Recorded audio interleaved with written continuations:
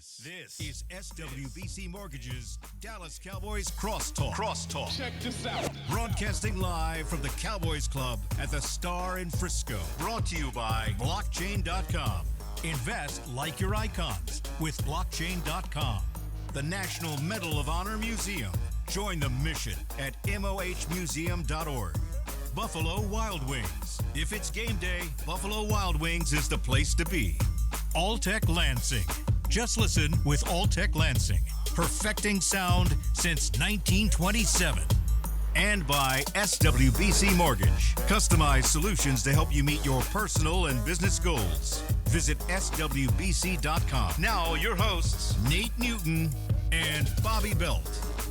Happy Wednesday, everyone. Welcome to Cowboys Crosstalk, live on the Dallas Cowboys Radio Network, DallasCowboys.com, and all other associated social media platforms. We are live from the Cowboys Club at the Star in Frisco. I'm Bobby Belt from 105 Through the Fan. Tonight I'm joined by my 105 Through the Fan teammate, Will Chambers. Will.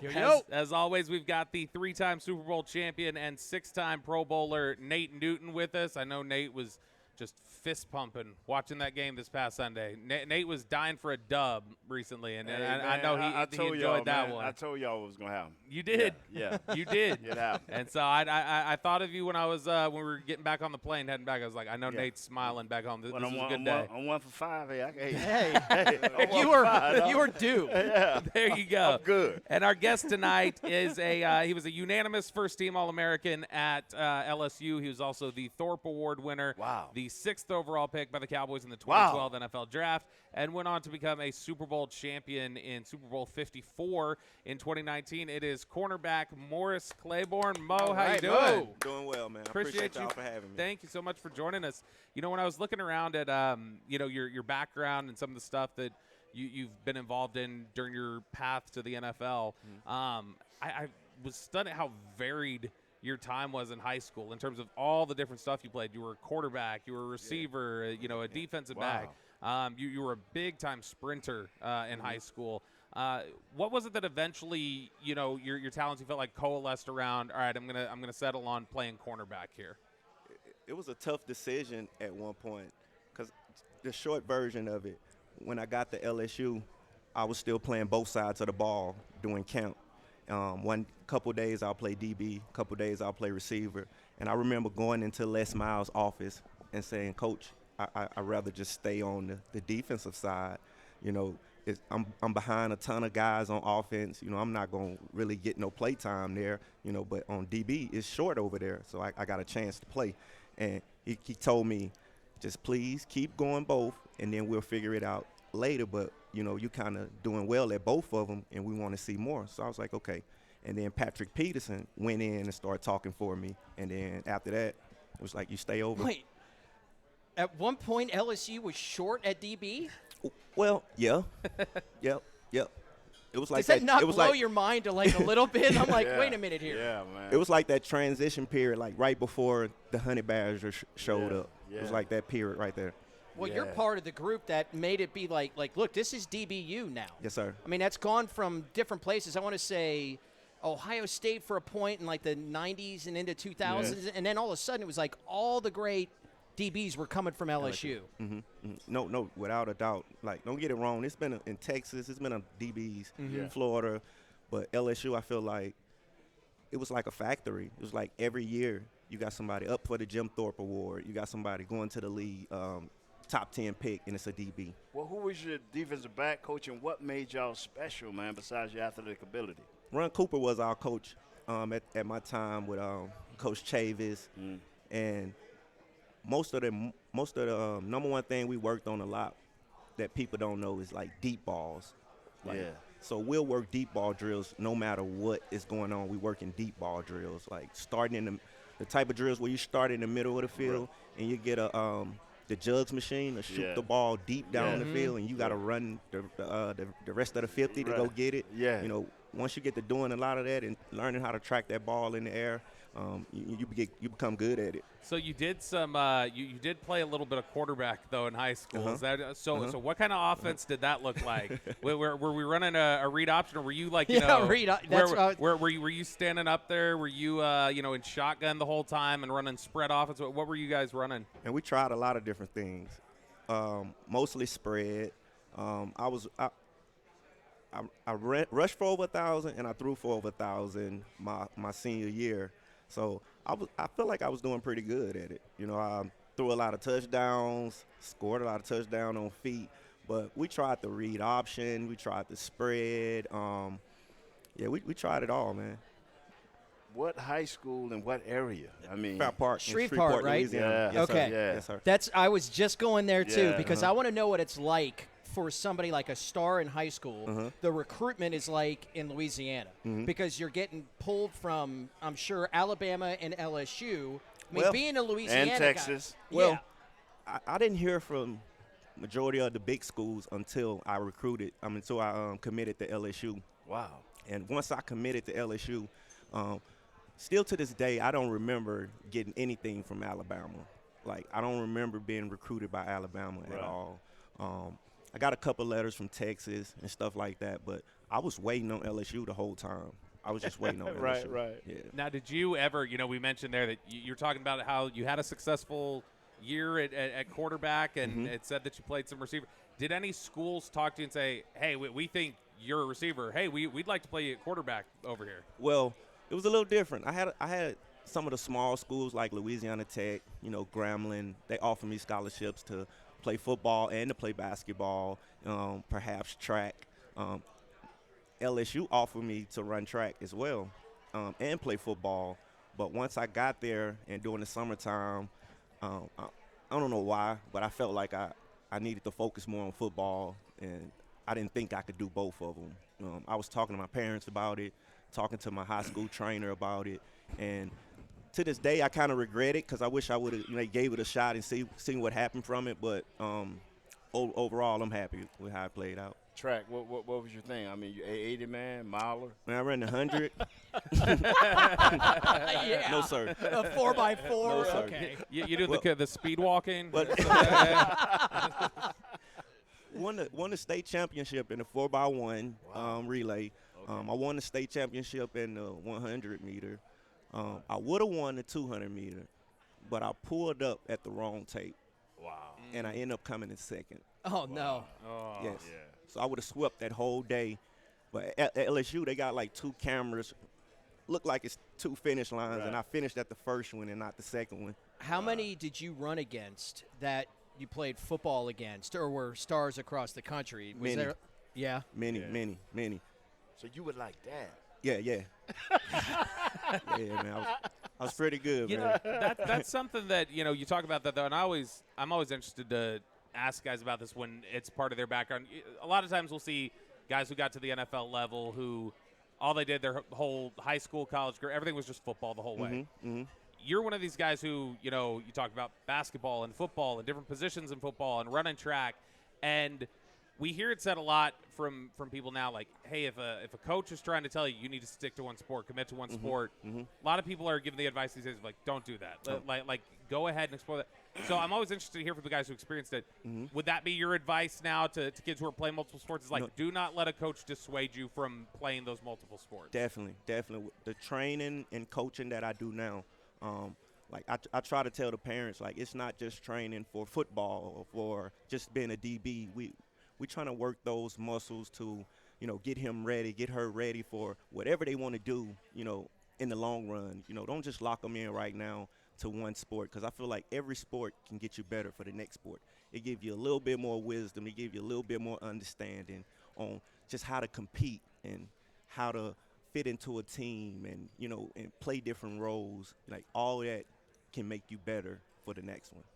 I remember there was a receiver at Flower Mound Marcus a couple years ago, Okay. Ashton Cozart, and he was a bigger recruit. And I remember him talking about locally. He said that, even if you don't plan on sticking with track and doing other things, he said that was the big thing that he had been given advice on. And he started telling underclassmen was run track. Like if you want to play corner or receiver, do anything else, run track, because you'll get a better idea of your times early. You'll get that conditioning down. Yep. Was that something that you felt like helped elevate you? Because you talked about not necessarily having the big type of recruitment until LSU offered and you signed. Do you feel like that time you spent doing track is what, helped get the attention of LSU in terms of the skill set that they liked? No, definitely.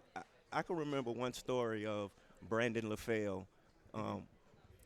He was a senior when I got there, so he remembered me from my high school days of running track when I got there. And like, he didn't say nothing. He didn't realize it until almost a year in. He didn't realize that I was that kid that was out there running track. You know, when he saw me and the way he reacted to it, you know, it was hilarious.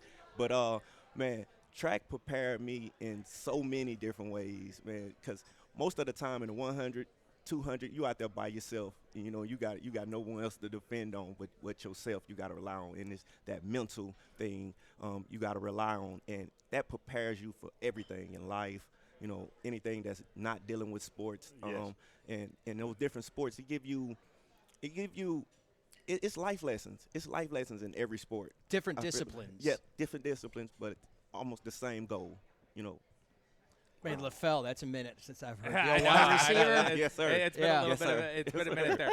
Let's go ahead. Let's take our first break of the night. We're joined tonight by former Cowboys cornerback Morris Claiborne. When we come back, we're going to talk about. He's referenced already a little bit some of the coaching that he's doing now in Southlake with Lee. Talk about some of his time here in Dallas, and then of course later on in the show we're going to need Nate to just spike the football, talking about how right he was about the Washington game. He called it. He knew the W was going to come through, and we got to give him the chance to. Time of possession, baby. Yeah, I know. See, they listen to you, Nate. We'll talk about that next when we come back on the SWBC Cowboys Crosstalk.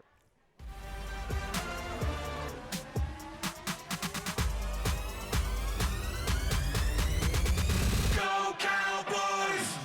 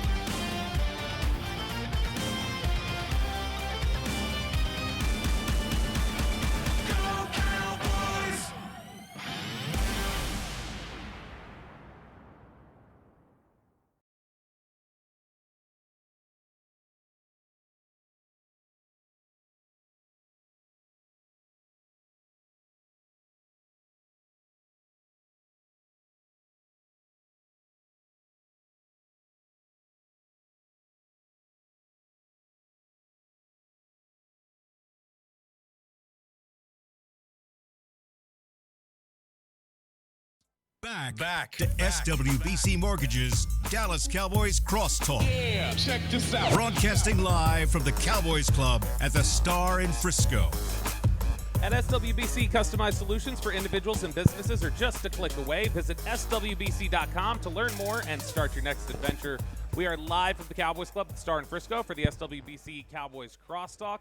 I'm Bobby Belt from 105 Through the Fan, joined by my 105 Through the Fan teammate Will Chambers, the 3-time Super Bowl champion and 6-time Pro Bowler Nate Newton, and the Thorpe Award winner, unanimous All-American and Super Bowl champion Morris Claiborne is our guest tonight. Mo, we appreciate you for joining us. And, I was when you got here, we were talking a little bit during the first break here and a little bit before the show, and I was asking, what kind of things do you have your hands in now? Because you've been out of football now 5 years? Yep, 5 years. It was the COVID season. You retired right before the COVID season. Correct. So you're working now, you had mentioned, with ULETE in Southlake, which is ULETE. But working, training, young football players, like way down to Pee-wee level. I see it's called Lockdown Academy. But one of the things that I noticed there talks about in your description of what you're training guys in, it says cornerbacks, but then you also specify there that you're also training linebackers. Is that a big focus right now? Is that, hey, we got to start teaching these linebackers the way the NFL game has gone, the way football's going in general, you got to start teaching these linebackers more DB type of skill set so that they can be cover. Able to move, to be able to cover. It's a passing lead. People run when they come to us, but it's a pass-happy league overall. And those linebackers, I've played with a lot of them. I've seen it on the college level. And just being out there in general, when you need that linebacker to be able to move and to get out and cover that space where you need him to cover, he need to be loose. He needs to be able to turn his hips. He needs to be able to get there. He need to be able to be all those things that the DB is, in this day and age. You have, it's as Bobby said, younger from young as second grade, but up through 8th grade. What was the purpose of having it being at such a young age? Because I've had kids now, and I've seen how important that age from 1 to 2, 3. I see how important that age is as a parent, and to be there and to instill what you want that child to be when they grow older. And I've noticed with the smaller kids, it's much easier for them to hold on and grasp what you're saying, than the older kids, because the older kids have a preperceived motion on how it's supposed to be done. And already developed habits. And already developed habits, and it's hard to break. But that little one, he's like a little sponge, soaking up everything that you give to him. And it's fantastic to be able to coach something and then watch that kid take it right there and then try to put it to use. We were talking about this like before we started. We knew that you were coming in. I was like, can you imagine going into high school and you're playing, defense? You're like, hey, by the way, the Jim Thorpe winner taught me how to play some defense going into high school. I'd feel like I pretty much have a leg up on a lot. Yes, sir. Yes, sir. Yes, sir. Definitely. It's one of those things too where, Nate, I don't know if this was the reality for you when you were playing high school football, or Mo, you may have seen some of this, but even still, this may be a recent development. I've talked to so many different high school coaches and people around the area who, high school football's serious business here in the state of Texas, North Texas specifically. Definitely. And they have such an awareness of, our feeder schools, our middle schools, we know these kids are coming up. They've got eyes to the back all the way in middle school, that stuff. And so training up these guys and developing that skill set, because they're already looking for those skills at the high school level and looking back at some of the middle schools that feed into them. It sounds like when you talk about that that a large part of this for you, though, is the being able to pour into someone and help, give them the purpose or give them the structure that they need and that kind of guidance. I'm curious for you, who was a coach along your path, either high school, college, NFL, whatever else, who that really resonated for you and you felt like, man, that's what I want to be here to these kids? I had a trainer. His name was Ken Prude in Shreveport, and I ended up meeting him it was a high school workout. It was a high school summer, my 9th grade year going into high school, and I remember walking into the weight room. And I was a freshman. I'm just walking around, but I knew I wanted to work out. So I ended up finding the weight room and ended up going in, and I see all these guys, and I'm like, no way they in high school. but it turned out to be pros like Ronnie Prude and Stromile Swift. Like those guys were the guys in there working out at the time. And I remember going in there sliding the 10 pounds on, and, you know, and they looking at me like, what are you doing? Like, I'm like, you know, I'm lifting, you know, I'm trying to, you know, get bigger. And I remember after that day, seeing those guys and seeing that the Coach Prude was the guy who had them doing this, I was like, what do I got to do to be here every day? You know, how do I stay here? Yes. You know, and they ended up bringing me in, and then Coach Prude was every day. Like, even when I wanted to sleep over the weekend sometime, and I know I needed to go to the gym, my mom would allow him to come in and pull me out of the bed, you know, to make me go. That's cool. I'm gonna tell you something.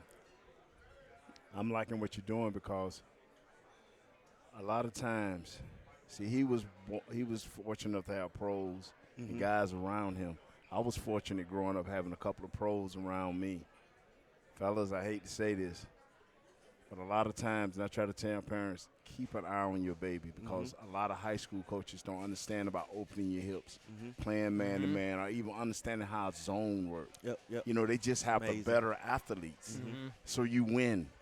You know, and I used to watch a coach at South Lake when my kid was coming through. Great offensive mind. Yeah. But defensive, I used to look at some of the techniques they were using. I'd be like, shaky. that hurts the kid in the long run. But it's not about the kid. It's about winning the program. The program. So I understood that, and I stayed out of the way. But I am so glad because when you get these babies early and they know. Now, when they go to high school, even though they're going to have to do what the programs say do, they're going to never forget that. That's a good point there, Nate. Mo, to that end, when he's talking about the techniques and the different things of just when you get into your program, you're starting to work with, you know, these elementary age kids and train them on fundamentals or work habits or whatever else. What's the baseline of that look like? When you first get a kid where you're like, all right, this is day one stuff we need to tackle that at your age you can handle, because obviously you're not going to start going into like, all right, we're going to start talking about zone blitzes now. Let's jump into that while you're in second grade. But what's like the baseline? Why not? When these younger kids come to you first time, what are you first trying to instill? Is it work habits and different things like that, or is it just basic understanding of the game? I want to see how, you know, they comprehend, you know, what I'm trying to give to them. And for me, it starts just simple as the warm-up. It's a 10-minute warm-up.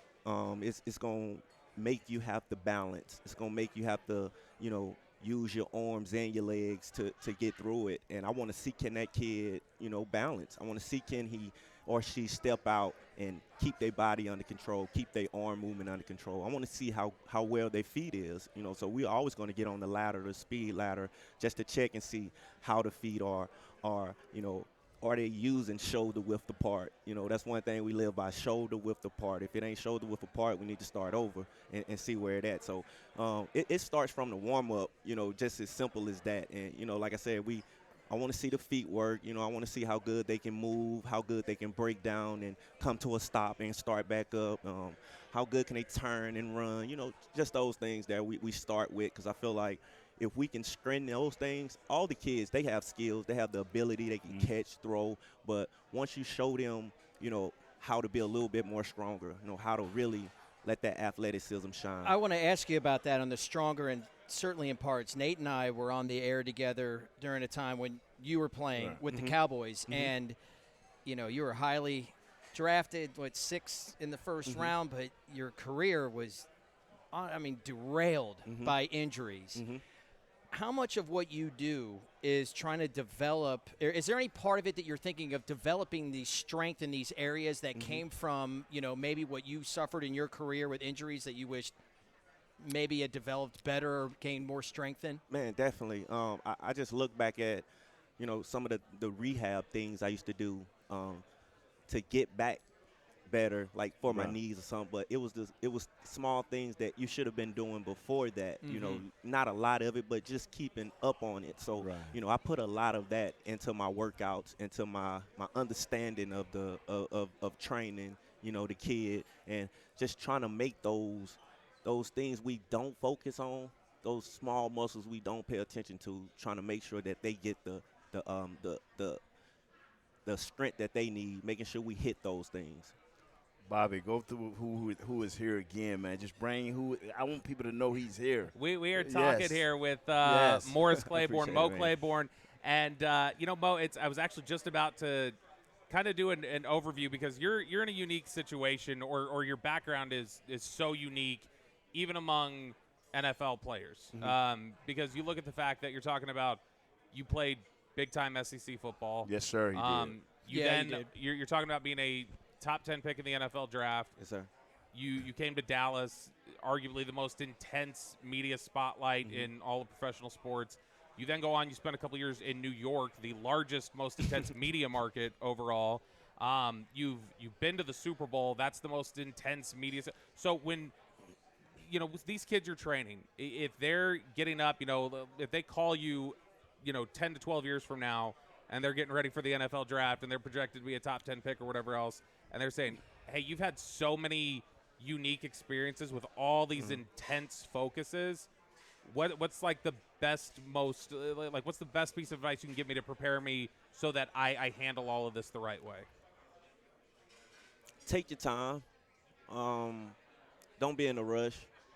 When you got questions, ask them. Don't hold on to them. Always be willing and open to learn, something new. And just know that opportunity, a lot of people want, a lot of people would love to have. So just think about it. You in a unique situation as it is. Just take advantage of it. You put all the work into it to get you to that point. Now just let the work speak. And another, I want to reiterate, think Yes, sir. before you speak. Mm-hmm. Yeah. Think, because some people are setting you up for the future. And some people just really want to know and get a good story. Right. But a lot of people just want to, okay, you said that you don't, just think. You don't, it's like a lawyer. You don't say no more than you have to. Just think. I think that's a good tip right there too, Nate. And, I will, over the last, 7-8 years, I'll interview a lot of draft prospects when they're coming out before they get to the NFL. And one of the things I always ask them is, because it's usually Dallas focused, is I'll always ask them just as kind of like I'm curious which direction they take, and I'll say, hey, what would it be like to play for the Dallas Cowboys? A lot of them go, oh, it'd be great. The America's team, I get to wear the star. The most interesting answer I ever got was from an LSU player. It was Calebon Chason. Okay. And when I asked Calebon, I said, what would that be like to play for the Cowboys? And he paused for a second. He says, he's like, Dallas is a major responsibility. He's like, I've seen enough guys go to Dallas that I have relationships with. Where he says there's so much good that can come from that. He's like, but you need to make sure you're prepared and that you're built to handle that. He's like, there's a lot of responsibility that comes from that. There are guys who maybe they get in that position and they're not prepared for it. And so to that end, when the advice comes around that we hear a lot about people, the easy analyst or fan description of issues in Dallas, they say, just block out the noise. That's the common line. Block out the noise. Is that realistic to block out the noise, or should it be more like, no. You're going to hear the noise. Gonna hear it. So here are the ways you need to learn to be able to compartmentalize it and deal with it. Yeah. I mean, and it's hard, especially in today's world when you got social media and it's right there. It's literally right there. Yeah. Like I can see it at any moment. Like it can be halftime. I can just I can see it. Like it's right there. So the best thing you can do is try to block it out. Just for the sake of what we got going on, like you got to realize it's something way bigger than that, and these people just throwing a rock, just posting and we don't realize as humans, like you can go down that social media and most of everything will be love, and you may see one or two, something that's gonna make you upset, but it's just one or two. Like it's hard to block that off, but I caught myself in that moment as a player, like realizing like it's way much more love than it is hate on here, and I learned how to process that. But as a player, it's tough, and that's the best way I can explain it is to just block it out. But I mean, that don't mean you don't have people in your circle that you really vent to this stuff about and who give you feedback from it and allow you to handle it in better ways. But do you think that that's maybe the biggest part missing in pro sports today? Because I think where Bobby's going with this, and it's a great question because, say for myself or like what Bobby, like we're there to give opinions on what's happening like play to play. We don't know a lot of times the game plan or the play call on certain things, so we can look at like somebody was at a position here. That could be one play out of 70 snaps that you take. And not every time, unless you're like Bobby and watching it, or Brian brought it, somebody that watch it with a scout's eye, like on tape, being like, oh, that was really good position on leverage, what Mo Claiborne did there. Instead, that's what you see. And handling that, it's got to be maybe an understanding, like you're not going to get that. Yeah. No, definitely. And it's part of the game. Everybody got a job to do. And how you play, it's going to show. You can't run from it. So you either got to be busting your butt every single play, or you either taking a play off. But people are allowed to pick what they want to pick to show. They are allowed to do that. I mean, just because it was one play out of 100, they still allowed to do that. And I should have been that play should have been a better representation of me. But you can go in the film room and you can see a couple of those plays of you, and you like, they calling it out. But I guess, you just got to do your best to block it out and go through it and play through it, man. That's in this world, in this sports, in the NFL, that's the best way to be. The thing is, like he said, he was smart. He found people that he could vent to. Yeah. Go home and, not to a mom that's going to get and tweet everything you say. Just to a close friend, man, let me say this. Homegirl, let me say this. And once you get it out, you coming back better. Look at it different. You coming back better. Yeah. So sure. That's good advice from Nate Newton and Mo Claiborne, who is our guest tonight here on Cowboys Crosstalk. When we come back, let's talk a little bit about that victory that the Cowboys had in Washington. One of the crazier finishes that I can recall seeing for the Cowboys. We'll talk about that next on the SWBC Cowboys Crosstalk.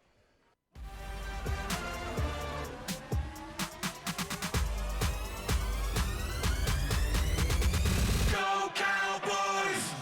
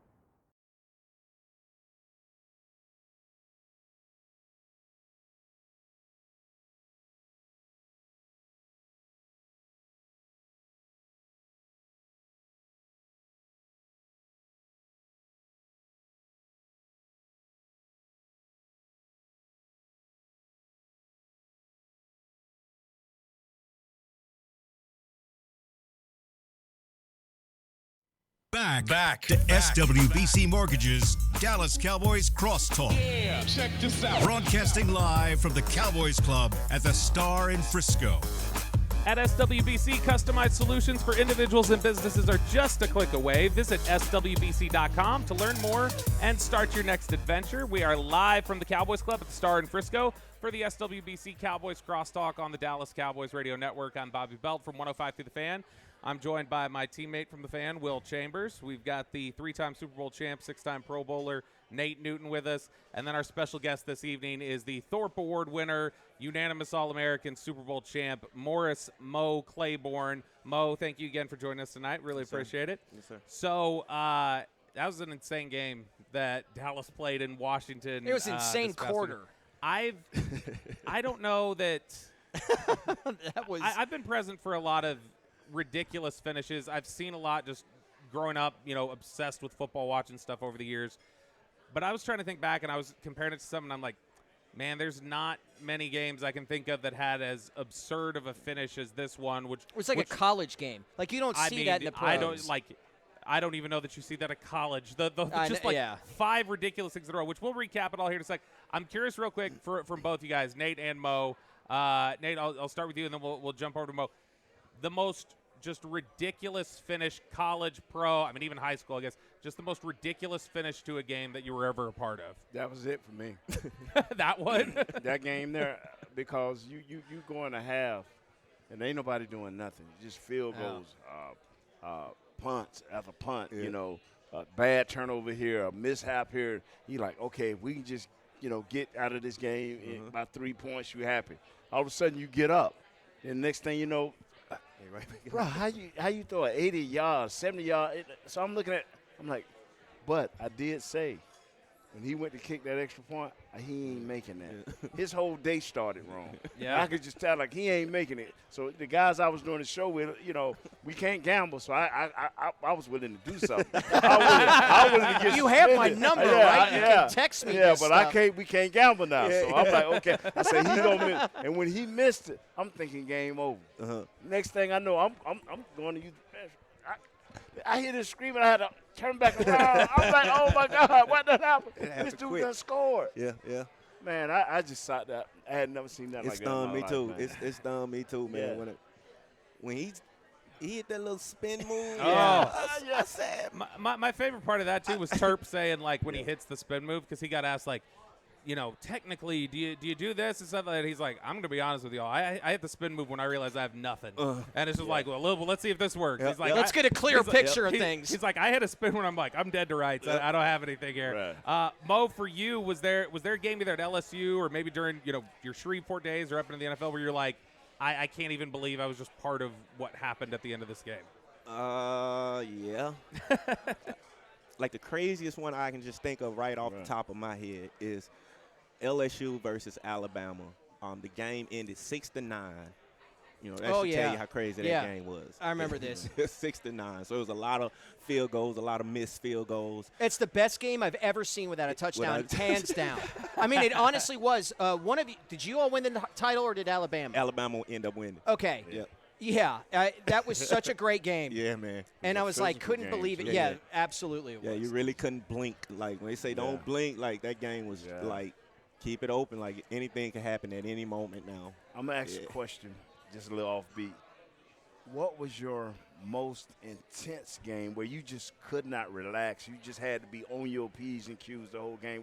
Which game was that? Man, it had to be a Falcon game. Yeah. Up against Julio.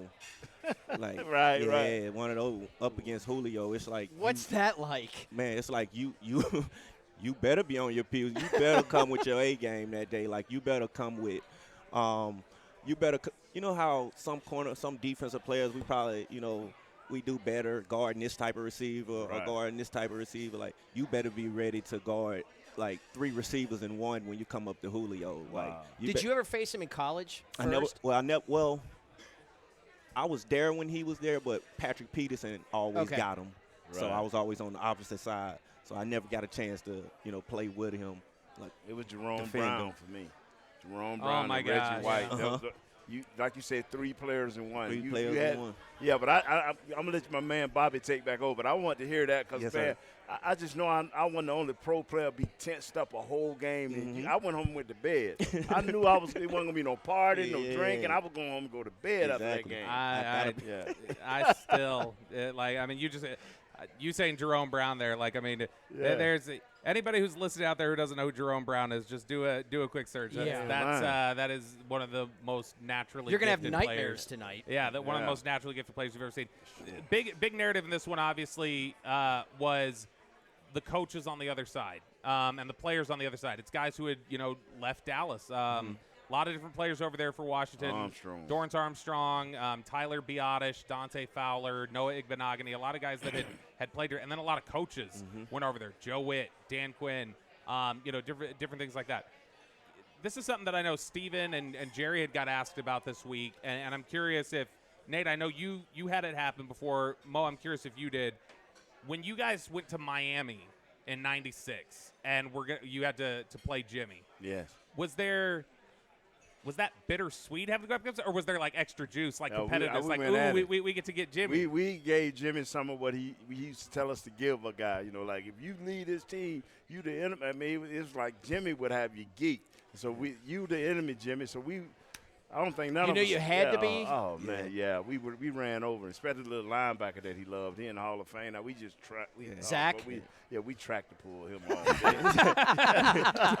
Did you ever have anything like that, Mo, with like either a coach on the other side who had been with your team previously, or maybe even just you're at the NFL level now and it's like, a former LSU teammate. Right. And like, there's extra juice here. I want to, do you feel that like competitiveness of, I really want to beat you this week? Yeah, you get up for those games. Yes. It means a little bit more. He's got a little bit more to you, when you get up for those type of games. And, I know that person on the other side, that coach or that player, they wouldn't have it no other way. They wouldn't. That's right. Like, they want you to come out there, and give your best. Like, if you do it, like, they going to know, you done it. So it's best to come out with that juice for those games and, try to make a big play on them. It was an instance of, Nate, I was talking about this week. I think probably on both sides, like offensive and defensive, like I think you can make a strong case that's the best coaching job of the year that you've gotten from your Cowboys staff, where Mike Zimmer did a lot of really good things disguising blitzes that were confusing Jaden Daniels, caused problems for them there. On the offensive side, I thought McCarthy called a really great game, had a really great design for a really depleted offensive line, and guys stepping up. Josh Butler, essentially a 28-year-old rookie, stepping out there corner, making big plays for you. 28. He's 28. Man, his track from the NFL, Michigan State, draft eligible in 2019, ran a 4.75, went undrafted, grinded through actually, like Nate said, got into acting for a little bit, played in the XFL, ended up on the practice squad here, and was starting last week finally. He's a local guy. He's from Mesquite, I think. Yeah. And so, it was an awesome story there. And then TJ Bass and Brock Hoffman, two undrafted free agent guys going out there and playing really well on the interior for you. Nate, just really quickly, and then we'll get some other thoughts on the other side of this. What were your thoughts on how everybody just seemed to step up? The next man up, everybody stepped up. The coaching staff seemed to really come in there with a strong game plan. Just gritty. They kept playing. Didn't have too many penalties. Our left tackle had, out of 4 penalties, he had 3 blessings. Hard. He got to get better. He has to get better. They just was gritty. The same way we beat Pittsburgh, with a decent run game, quarterback not missing the key throws. It just was gritty, man. And for the first time, the coin fell on our side. In 5-6 weeks, the coin fell on our side. Let's talk a little bit more about it coming up on this other break. I want to give you all a question to think about as we come around the other side of this.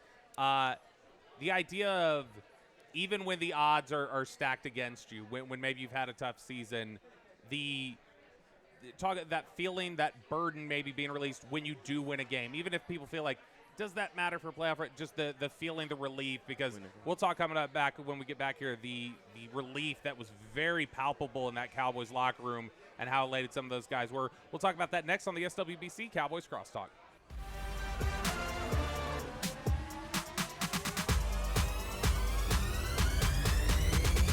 Go Cowboys!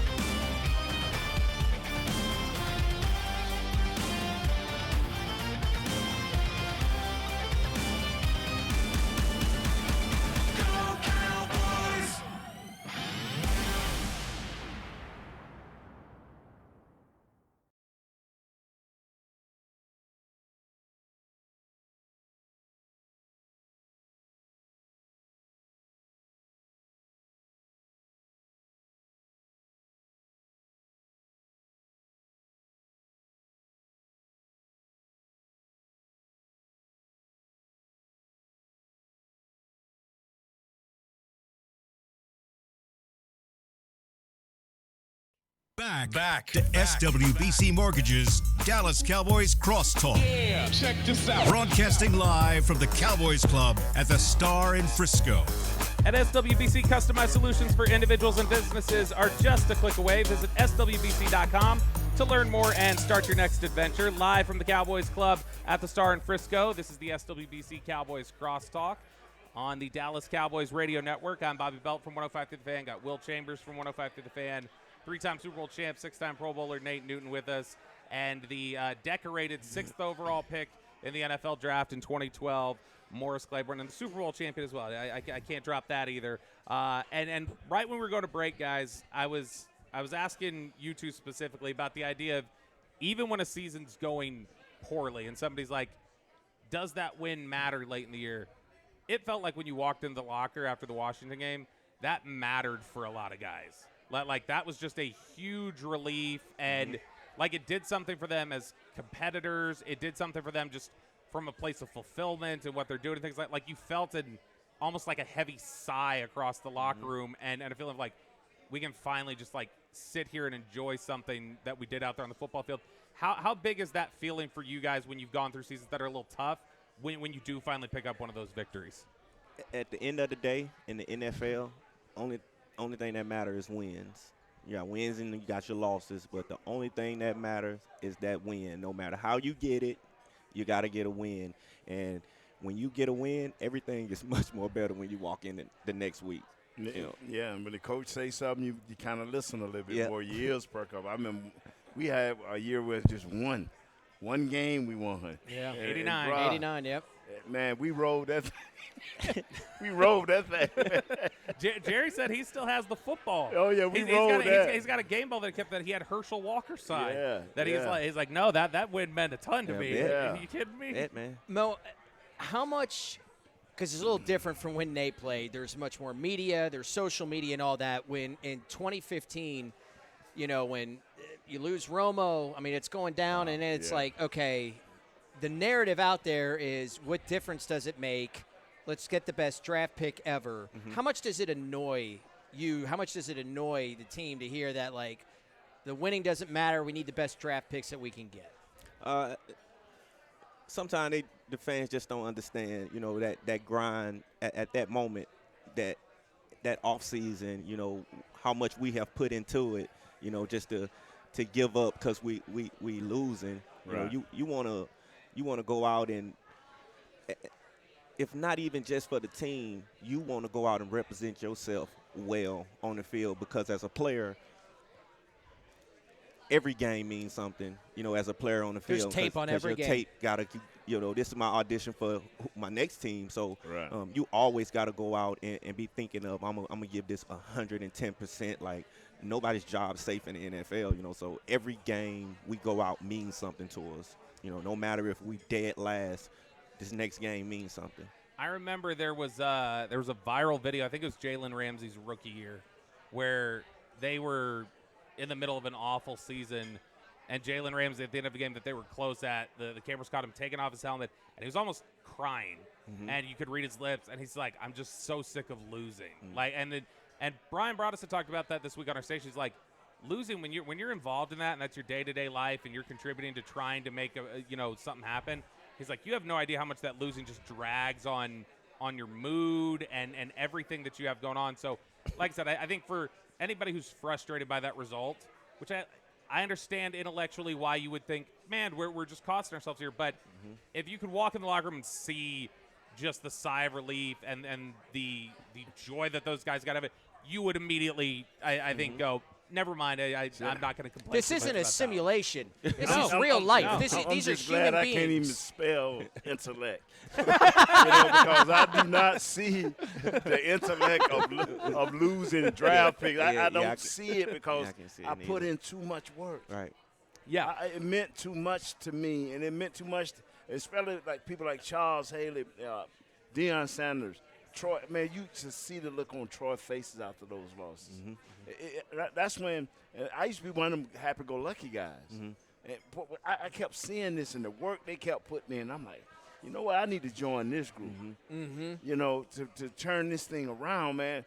So when people go to talk about draft picks, and like I tell, hey man, listen to our draft. We got one of the best draft shows in the world. But let this season in.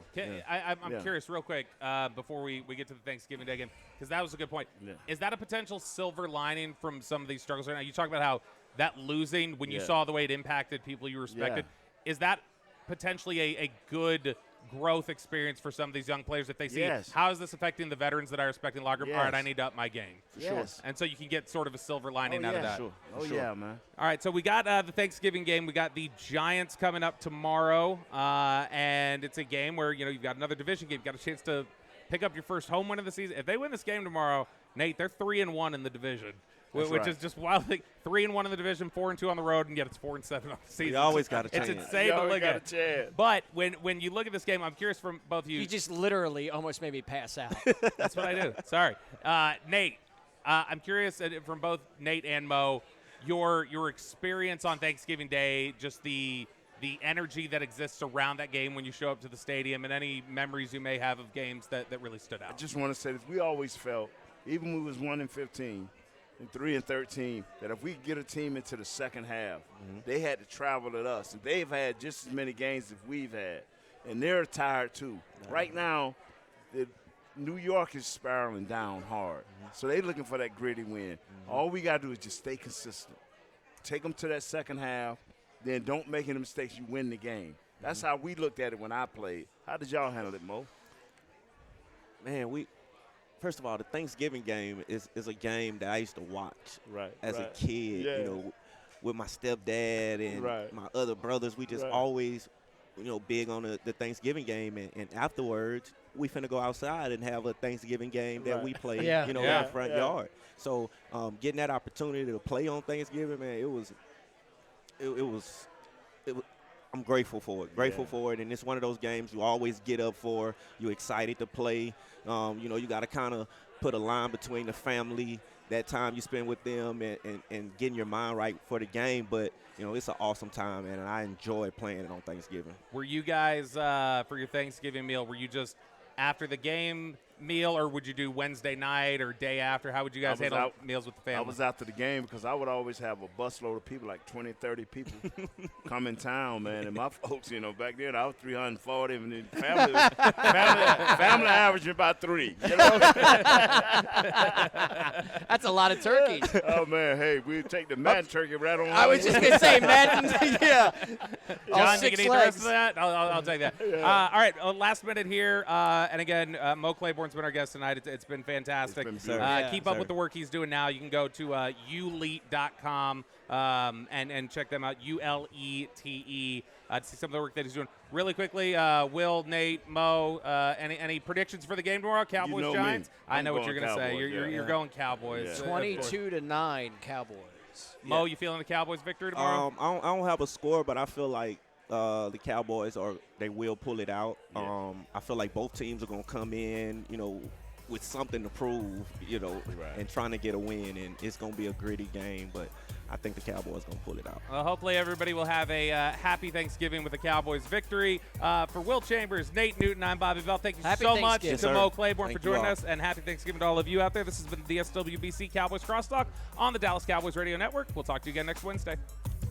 This has been a production of DallasCowboys.com and the Dallas Cowboys Football Club. How about this, Cowboys? Yeah!